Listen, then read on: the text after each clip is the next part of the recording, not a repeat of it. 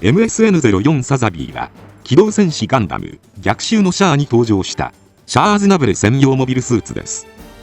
逆襲のシャアという作品が劇場版公開前からマルチメディアで展開されていた都合上、初登場時からいくつかのバリエーション機が存在します。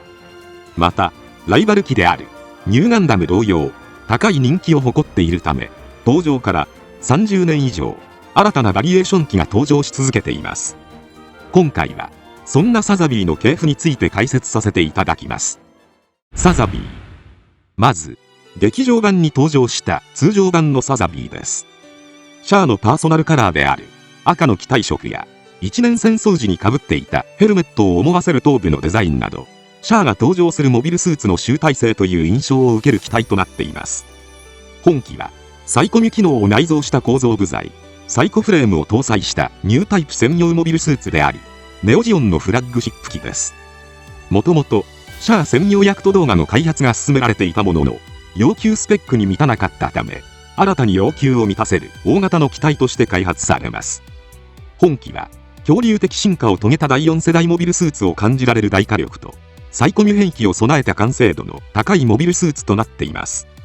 なお火力を重視した本機に対してライバル機となるニューガンダムは汎用性や継戦能力を重視した非常にシンプルな機体として仕上がっているため、コンセプトが対照的になっています。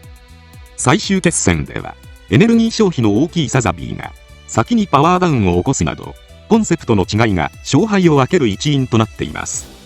そんな劇場版のサザビーには映画内に登場しない兵装がいくつか存在していました。まずロングライフルです。本兵装は畑池博之さんが劇場版公開前に起こしたイメージボードが初出となっています。長年ガレージキット等では商品化される知る人ぞ知る兵装でしたが、2013年12月に発売されたマスターグレードサザビーバージョン過渡期にて初めてガンプラ化しました。これを皮切りにメディア露出が多くなり、漫画ムーンガンダムではサザビー初期試験型の主兵装にロングライフルが採用されています。なお設定上ではサザビーの源流にあたるダルギルやムーンガンダムとも互換性があるとされており、ゲームバトルオペレーション2ではビームショットライフルと換装する形で使用可能です。またもう一つ映画未登場の武装が存在します。それはハンドキャノンです。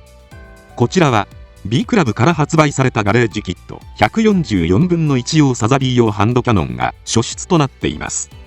このガレージキット以外ハンドキャノンに言及した資料や立体物は確認できない謎の多い兵装です。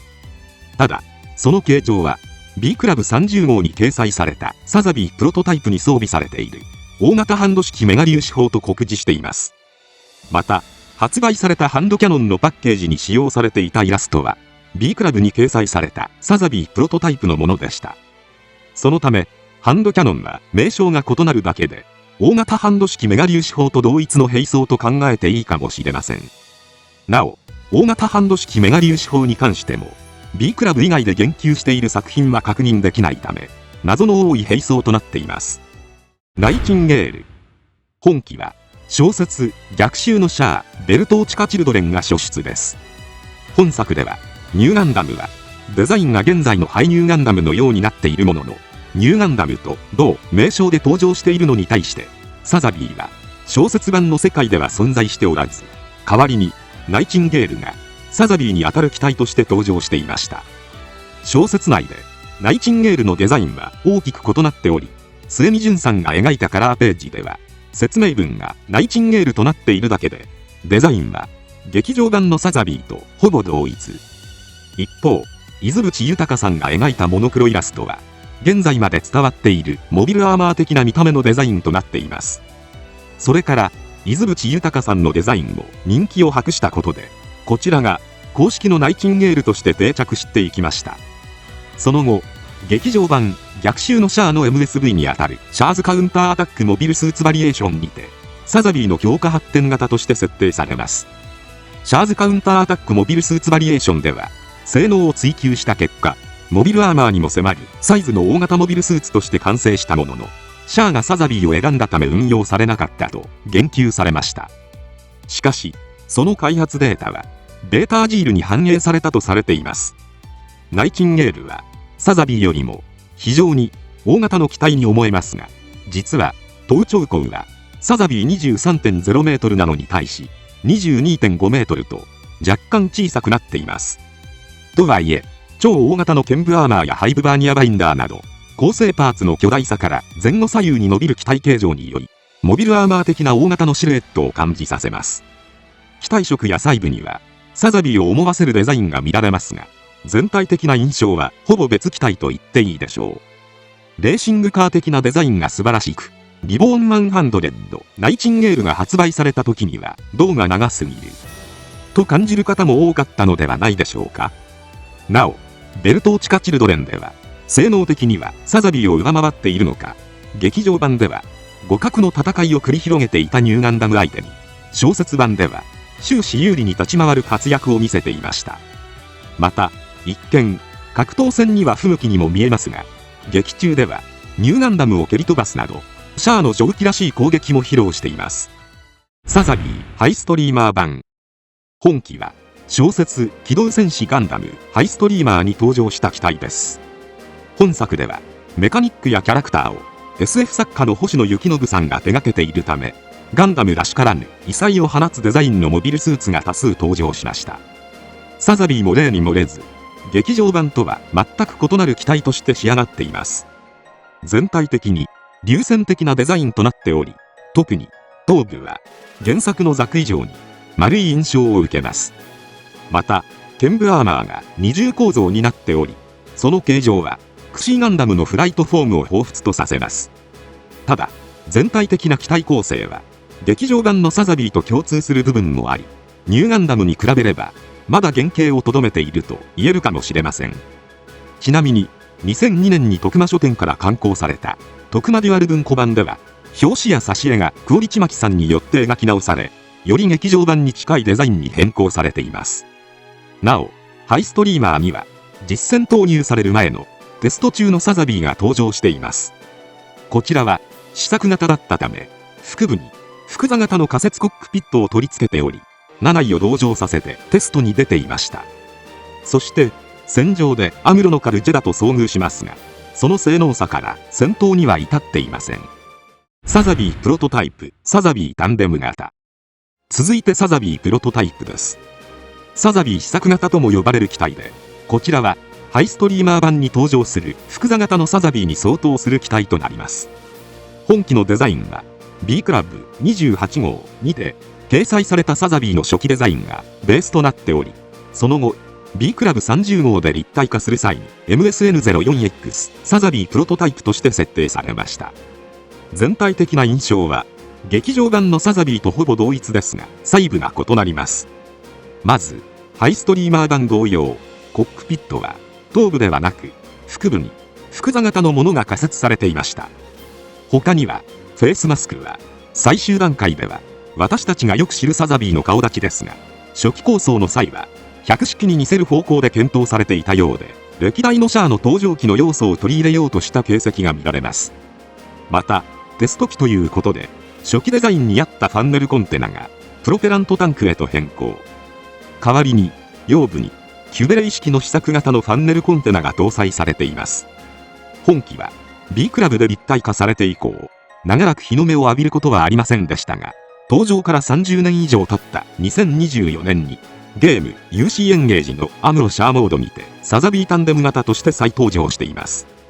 プロトタイプと同様、複座型のコックピットで胸部が大型化しているため、コックピットの位置は胸部に仮設されていると考えられます。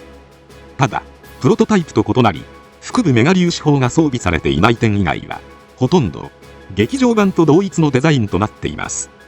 しかし作中でアムロのリック・ディジェと交戦し、その圧倒的な性能を見せつけている様から、ハイストリーマー版テスト用サザビーがサザビープロトタイプになり、そこから UC エンゲージのタンデム型が誕生したのではないかと思われます。サザビー初期試験型重力化仕様。続いてサザビー初期試験型重力化仕様です。本機は漫画機動戦士ムーンガンダムにて登場しました。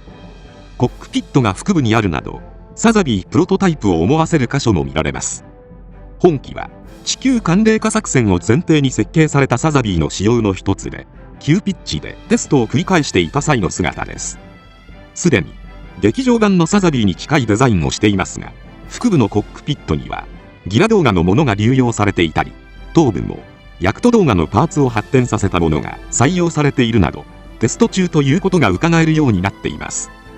本機はヤクト動画をベースに持てる技術を注ぎ込んだ最新鋭機ですが、搭載されていたジェネレーターは逆襲のシャアに登場するサザビーの1世代前のものなので、出力はヤクト動画並みとなっており、シャアの要求水準を満たすほどのレベルはありませんでした。そのためこの後最新の大型ジェネレーターを取り付けることになりますが、巨大なスペースを必要としたため、胸部仮設コックピットは脱出ポッドもろとも頭部へと移されます。こうして逆襲のシャア版サザビーが完成していきました。ちなみに本機の頭部デザインは胸部にコックピットがあるのに、劇場版のサザビーと同型なのは不自然という話から、ヤクト動画のものを発展させた形状を意識してデザインされたようです。なお漫画ムーンガンダムではサザビー初期試験型とは別にサザビーのプロトタイプにあたるバルギルが登場しています。サザビー初期試験型があるのに別のプロトタイプが存在しているのを不自然に思う方もいるかもしれません。ただデザイナーの行部一平さん曰く、サザビーは最強の機体だからこそ中途砲器を含めて数体のプロトタイプが存在しており、サザビー初期試験型はそのうちの1機と解釈されているようです。サザビー陸戦用重装型。本機はホビージャパン8月号別冊機動戦士ガンダム新世代へ捧ぐで名称が設定され、近藤和久さんの漫画ジオンの最高に登場した機体です。全身の装甲が大型化されているため、劇場版のサザビーよりもさらにがたいの良い印象を受けますが、全体的なデザインは原型機に非常に近いものとなっています。塗装に関しては赤色のものはなく、派手な迷彩塗装のものが確認されています。本機はニュータイプ用に開発されたサザビーを通常式艦機として使用できるよう実験的に作られた機体です。地上での走行性を高めるために背部のファンネルポッドを廃止し、ウェイトバランスを調整しています。本機は全89機も生産され、地上のネオジオン軍に広く配備されました。作中ではクルツ大尉が登場する機体が地上でテストを行っていた試作型ニューガンダム PX00531 と交戦して撃破するなどの戦果を挙げています。なお PX00531 が破壊されたことでニューガンダムの開発に遅れが生じており、シャアにとってはありがた迷惑な結果を招いたようです。福岡サザビー。本機はララポート福岡の実物大ニューガンダム立像の PV に登場した福岡版サザビーです。立体化にあたってMSN04FF サザビーという正式名称が与えられました。ただし UC エンゲージなどのゲーム作品ではサザビーザ・ライフサイズドニューガンダムスタチューと表記されています。本機は背部のコンテナにファンネル6機の代わりに大型のダブルホーンファンネルを2機接続した形態です。ただでさえ巨大なサザビーに機体本体にも迫る大きさのファンネルを装備したことで40メートル近い全長を誇っていました。本機は地球寒冷化作戦の長期化を睨んで想定された並走プランの一つとされています。最大の特徴であるダブルホーンファンネルはネオジオンの技術陣アナハイムエレクトロニクスグラナダ支社が共同開発した2機一対の大型ビットでハイパービームサーベルとハイパーメガ粒子砲の機能を併せ持つ多用途オールレンジ兵器です。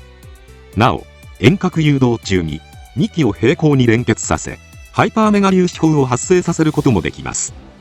ニューガンダムのロングレンジフィンファンネルに対抗するための並走とされており、リアルグレードの商品紹介映像ではお互いにハイパービームサーベルを発生させつばぜり合いを披露していました。まだガンプラが発売されていなかった公開された当初、 SNS ではダブルホーンファンネルを洗濯バサミで再現しようとする方が大勢いて、クスッと笑った人も多いのではないでしょうか。ということで以上、サザビーのバリエーション機でした。ニューガンダムに比べてバリエーションが少ないと言われることもあるサザビーですが、こうして見るとかなりバリエーションに富んだ機体であるとわかります。ただどれも劇場版サザビーにのっとったデザインで展開されていることから、原型機のデザインがいかに優れているか感じられるのではないでしょうか。フラッグシップ機であるサザビー開発中の試作機という扱いであればプロトタイプは無数に出せると思うので、今後さらにサザビーバリエーション機が増えていくかもしれませんね。今回はこれで以上となります。チャンネル登録されるかはお任せいたしますので、もしよければもう一本動画を見ていただければとても嬉しいです。最後までご視聴いただきありがとうございました。